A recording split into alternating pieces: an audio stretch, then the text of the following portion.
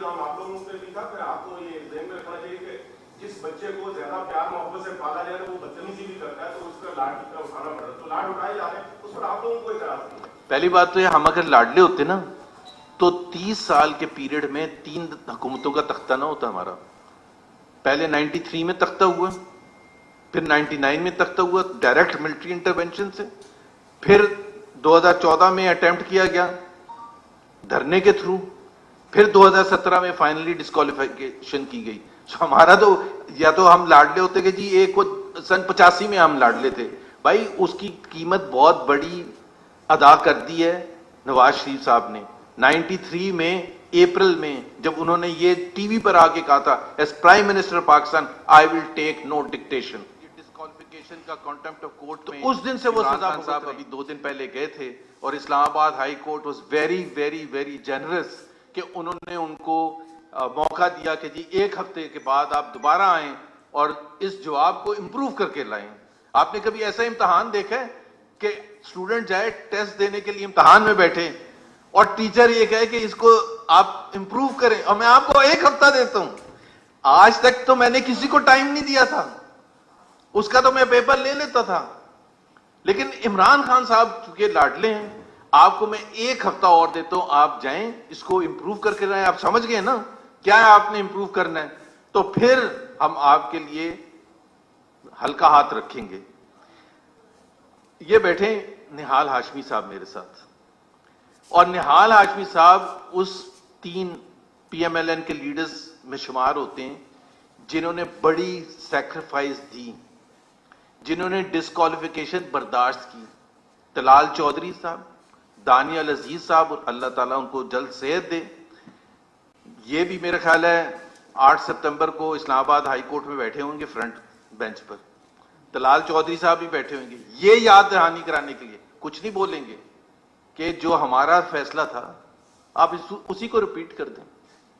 तो आसान है ना, यही होता है ना कोर्ट्स में, तो यही होता है कि जी 3 फैसले आए थे और वो चीफ जस्टिस ऑफ पाकिस्तान ने किए थे, सुप्रीम कोर्ट के, हाई कोर्ट के नहीं, तो उसकी तकलीद करनी चाहिए कि जो, और उसमें सुओ मोटो लिया था निहाल हाशमी का, सिर्फ डिस्क्वालिफिकेशन नहीं दी थी, सिर्फ डिस्क्वालिफिकेशन नहीं दी थी, 5 साल की जेल भी भेज दिया था। मतलब एक तरफ तो इतना सख्त हाथ रखा जाए, और जिस तरह से कोर्ट के अंदर जिस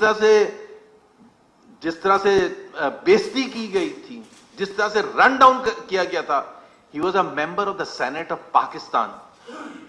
थोड़ी सी रिस्पेक्ट होती है, लेकिन उस वक्त सारे इमरान खान भी और उनके तमाम जमात के लोग तालियां बजा रहे थे और ढोल बजा रहे थे और मिठाइयां खा रहे थे। अब एकदम से सबको याद आ गया कि नहीं, कॉन्टेम्प्ट ऑफ कोर्ट तो कोई चीज होती ही नहीं है। कॉन्टेम्प्ट ऑफ कोर्ट क्या होता है? क्या कह दिया ऐसा खान ने? और अगर हम इतना भी बर्दाश्त हमारे जजेस नहीं कर सकते तो क्या हुआ? इसमें डायरेक्ट नाम लेके थ्रेट किया गया था, नाम लेके थ्रेट किया गया था। और इमरान खान का एक बैकग्राउंड है। मेरे से एक फॉरेन एजेंसी वाले मीडिया पूछा था कि जी ऐसा क्या हो गया, तो मैंने कहा एक बैकग्राउंड भी होता है। आपको याद है 2014 में जब एक पुलिस वालों को थ्रेट किया था इमरान खान साहब ने, तो उसके बाद उसकी पिटाई भी की। इमरान खान फिजिकल पिटाई की थी कि वो बहुत बड़े लीडर हैं और उनकी इतनी पॉपुलैरिटी है, तो उस पॉपुलैरिटी को इस्तेमाल करें मुतासरीन को हेल्प करने के लिए। एक उन्होंने वो किया था टेलीथॉन, जिसको वो कहते हैं 5.5 अरब रुपए इकट्ठे किए थे 3 घंटे में। अब वो 5.5, हम बार बार ये कह रहे हैं कि हमें तो वो रसीदें चाहिए कि जब आपके पास 5.5 बिलियन की रसीदें आ जाएंगी तो आप हमें जरूर दिखाएं कि ये देखें जी अकाउंट में 5.5 बिलियन है। उस तरह से ना छुपाएं जैसे फॉरेन फंडिंग के अकाउंट्स को छुपाया था। तो वो हमें पता है वो उसमें कितना ड्रामा था, 90% तो ड्रामा ही होगा, लेकिन जो भी है हम उनको फोर्स करेंगे। हम आप कहते हैं कि अच्छा ये रूल ऑफ लॉ ब्रेक कर सकता है, और इमरान खान साहब तो खुद हमें उन्होंने सिखाया है, पूरी कौम को सिखाया है कि 2 नहीं 1 कानून होना चाहिए, और वो एग्जाम्पल देते हैं। इतनी दफा दिए हैं, मेरा ख्याल है कि अब वक्त आ गया कि वो खुद महसूस करें कि वो जो एग्जाम्पल देते थे आगे बढ़ के ये कहें कि जो फैसले पहले हुए थे वैसे ही फैसला करें, 2 नहीं 1 कानून होना चाहिए। बोल दें हम एक्सेप्ट कर लेंगे, हम कहेंगे यार बहुत बड़ी बात कर दी है इमरान खान ने कि जज साहब 2 कानून नहीं होने चाहिए, एक होना चाहिए, और वो एक कानून जो है वो होना चाहिए जो पहले साकिब निसार साहब ने 3 PMLN के लीडर्स के साथ किया था।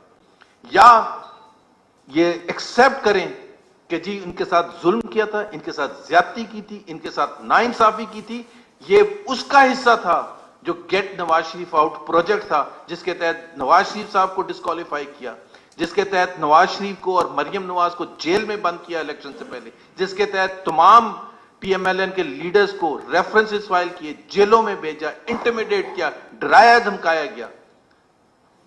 तो ये सिर्फ हमारा रिक्वेस्ट है, ये 3 मौजूआत पर मैंने बात करनी थी। अब कोई क्वेश्चन है तो आप पूछ लें।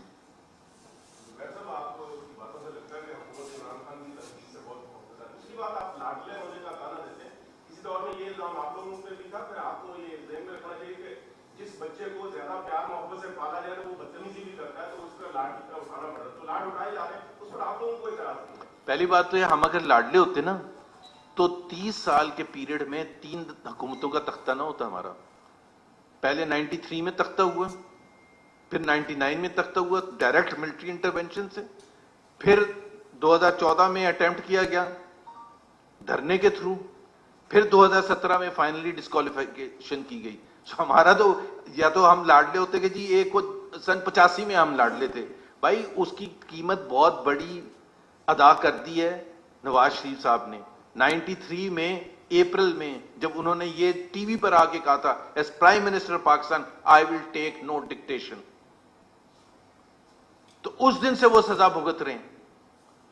तो ये नहीं है कि जी अभी कोई एक मूवमेंट हुआ। और पाकिस्तान की तारीख में हमेशा से ये कहा जाता था कि आप चेंज जो होते हैं एक हुकूमत से दूसरी हुकूमत क्यों नहीं एक लीगल कॉन्स्टिट्यूशनल तरीके से कर सकते। ये पहली दफा थी अप्रैल 2022 में जब एक कॉन्स्टिट्यूशनल प्रोसेस के थ्रू एक चेंज हुआ। उनको बिल्कुल वो उनके नाराजगी भी हो सकती है कि MQM और बाप पार्टी उधर क्यों चली गई, लेकिन ये वही MQM और बाप पार्टी है जिनके वोटों से वो वजीर आजम बने थे, और वही बाप पार्टी और MQM इस तरफ आ गई तो वो वजीर आजम खत्म हो गए। It's as simple as that.